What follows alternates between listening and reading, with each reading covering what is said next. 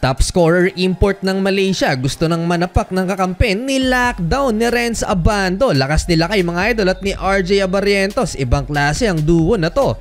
Hindi basta-basta ang kalaban sa ngayon ng Strong Group PH, ang team ng Malaysia na may 3 import. Tinalo lang naman nila ang kupunan mula sa Amerika ng 40 points at parehong may 3-0 na kartada dito sa SGA. Sa pagsisimula ng first quarter, starting 5 na si Renz Abando nadakdakan ng kalabang import. Buhat mode naman si Chris McCullough na tinatarget ngayon ng Taiwan na maging kanilang naturalized player. Pakitang gilas naman ng bagong miyembro ng Ginebra, RJ Abarientos, no look behind the back pass to Renz Abando for wing 3-pointer. Sinundan pa yan ng transition points ni Lakay mula na naman sa assist ni RJ. Meron ding solid play sa depensa itong si Renz Abando nang supalpalin niya ang top scorer ng Malaysia na si John Murray. And RJ Abarientos again, another highlight assist sa alley-oop dunk ni Chris McCullough. Nice decision by the coaching staff na gawing starting point guard si RJ Abarientos instead of Kiefer Ravena. Lamang ang SGA 21-11. To begin the second quarter, Kiefer Ravena 3-pointer pero nakasagot ng mas malayong 3-pointer naman si John Murray. Nakontrol ng Strong Group PH ang laban dito sa second frame, mag-isa pang nakikipag-agawan sa rebound itong si Renz Abando kontra sa dalawang import ng Malaysia.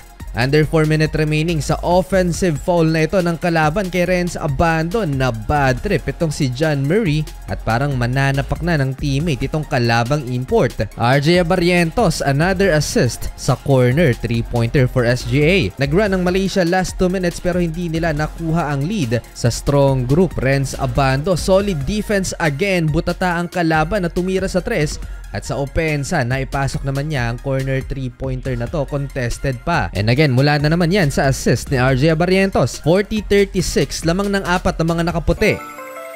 Second half, ipinasok si Jordan Heading at Kiefer Ravena bilang starting 5. Dito naitabla na ng Malaysia ang talaan. May mga unforced errors at maagang nalagay sa penalty ang SGA. Under 4 minutes remaining nang posterize na si Chris McCullough. Muling ibinalik si Renz Abando, siya ang bumantay sa top scorer ng Malaysia. Yun, nag-commit ng turnover. Off the steal in transition, 4 ang nakahawak ng bola. Excellent passing, nagresulta yan sa easy layup ni Ange Kwame. Sinundan pa ng 3-pointer ni Renz Abando, balik sa 11 points ang lamang ng Strong Group. Nagtala naman ng 3-pointer si RJ Abarientos, lamang na ng 14 points ang SGA. Sa depensa, tingnan nyo naman kung paanong i-lockdown ni Lakay si John Murray. Yun nga lang, better offense na ipasok ang tough shot.